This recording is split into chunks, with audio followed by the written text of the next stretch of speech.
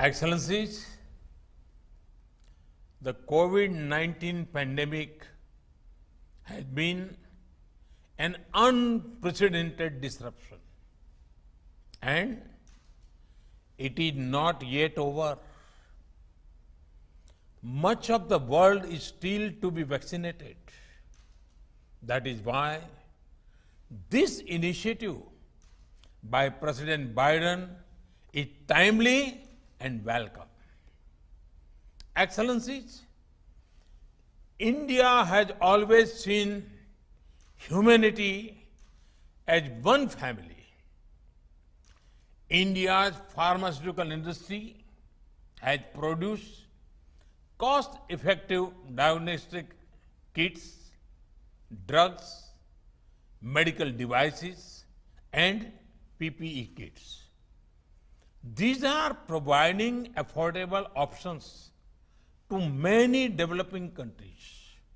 And we have shared medicines and medical supplies with over 150 countries. Two indigenously developed vaccines have received emergency use authorization in India, including the world's first DNA-based vaccine. Several Indian companies are also involved in licensed production of various vaccines. Earlier this year, we shared our vaccine production with 95 other countries and with UN peacekeepers. And like a family, the world also stood with India when we were going through a second wave. For the solidarity and support extended to India, I thank you all. Excellencies, India is now running the world's largest vaccination campaign. Recently, we vaccinated about 25 million people on a single day.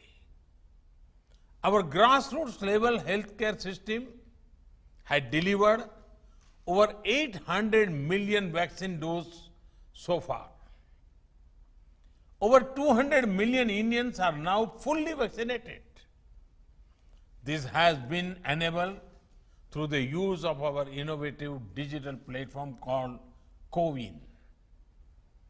In the spirit of sharing, India has made CoWIN and many other digital solutions available freely as open source software. Excellencies, as newer Indian vaccines get developed, we are also ramping up production capacity of existing vaccines. As our production increases, we will be able to resume vaccine supply to others too. For this, the supply chains of raw materials must be kept open. With our Quad partners, we are leveraging India's manufacturing strength to produce vaccines for the Indo-Pacific region. India and the South Africa have proposed a TRIPS waiver at the WTO for COVID vaccines, diagnostic and medicines. This will enable rapid scaling up of the fight against the pandemic. We also need to focus on addressing the pandemic economic effects. To that end, international travel should be made easier through mutual recognition of vaccine certificates. Excellencies, I once again endorse the objectives of this summit and President Biden's vision. India stands ready to work with the world to end the pandemic. Thank you. Thank you very much.